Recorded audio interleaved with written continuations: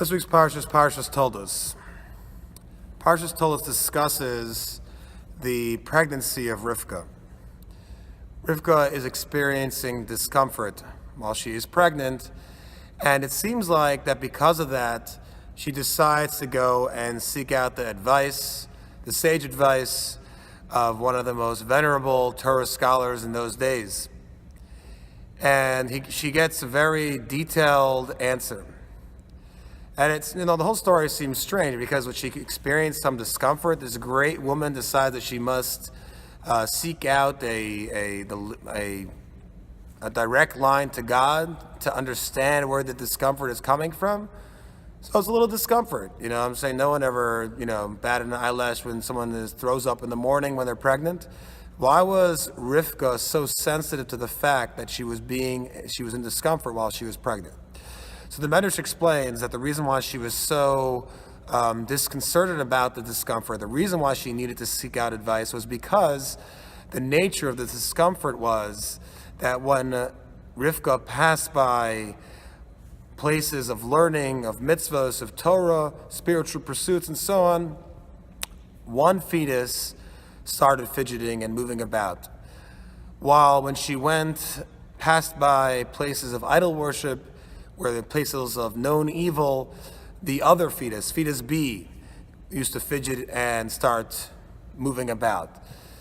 So what it seemed to her was that she had inside of her two clearly destined fetuses, one clearly to good and one clearly to evil. And that to her was disconcerting to say the least. And besides for Rivka's discomfort, it should be disconcerting to us. Because does that mean that there are people out there that are destined to be Esavs? Are there people in the world that are destined to be the Esav, the evil Esav? Of course not. That's definitely not true.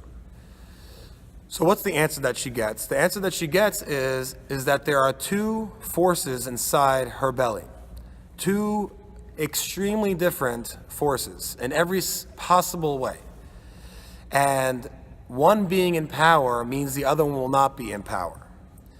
Their work cannot be that they would rule together. They will never rule together because they signify two opposite strengths. Now what that means is, at its core, is that neither of them will necessarily do good or evil, meaning Yaakov is not destined to do good, and Esav is not destined to do evil. And I think the best way to put this is that the Baal HaTurim says that the pasuk calls Esav, the verse calls Esav Admoni, the red one. You know who else was called the red one? David HaMelech, King David, was called by the prophet Samuel Admoni. And this connection is not just made by the Baal HaTurim, it's made by many different commentators, and there's many different connections between the two. First and foremost, they fought many wars, and they were very conniving, and they were very wise, they were sharp people, they were full of strength, physical brute strength, and in that way, Esav and King David had many similarities. And Rashi brings other examples of descendants of Esav himself, who were people who were exemplary and had exemplary relationships with their ultimate cousins, the descendants of Yaakov. So really what's going on over here, and this is very important to understand, that Esav did not have to be Esav. Esav did not have to turn out to be the wicked Esav. And when it says that he ran after he started fidgeting as a fetus inside his mother's belly when he heard of the Avodah Zarah, that could have meant one of two things. That could have meant either that he was excited to go and serve idol worship, or maybe, just maybe, it meant that he was excited to go and burn down that idol set place of idols as soon as possible. He was excited to go and destroy his enemies. So everything has the potential to be one or the other.